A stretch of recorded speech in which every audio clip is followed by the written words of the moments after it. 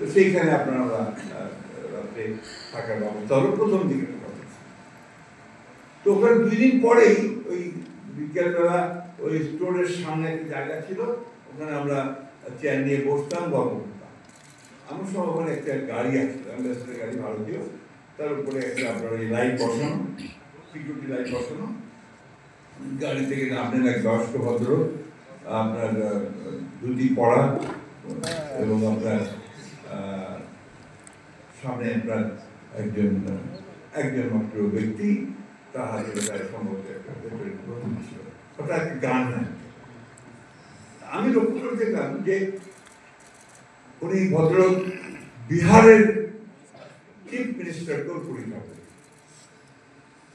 একটি প্রদেশের, একটি রাজ্যের প্রধান মুখ্যমন্ত্রী, তিনি এসছেন ওই জায়গায় খবর পেয়ে, যেখানে কিছু বাংলাদেশ থেকে লোক এসছে যারা যুদ্ধ করছে, তাদের সঙ্গে কথা বলতে। তিনি একা শুধুমাত্র তার একজন দেহরক্ষী নিয়ে তিনি সেখানে এসে উপস্থিত হয়েছেন। আর আমাদের এখানে আমাদের যেই মন্ত্রী হয়ে গেল, সেই সম্পূর্ণভাবে ভিন্ন জগতে চলে গেল।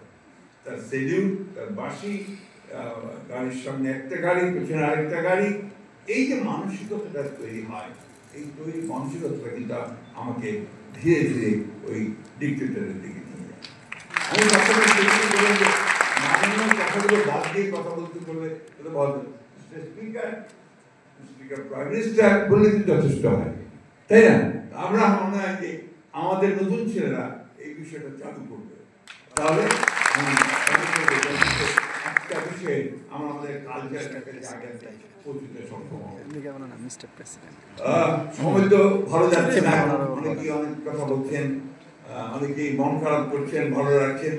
আমি সবসময় আশাবাদী মানুষ, বয়স আমার অনেক, কিন্তু আমি আশাবাদী মানুষ। আমি মনে করি যে এর পরে ভালো সময় আসবে, আরো ভালো সময় আসবে।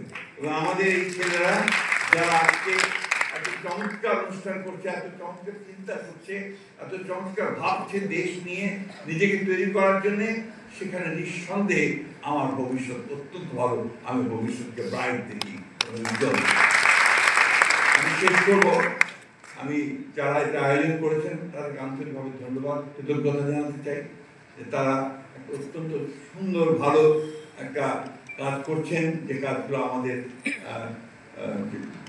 নতুন প্রজন্মকে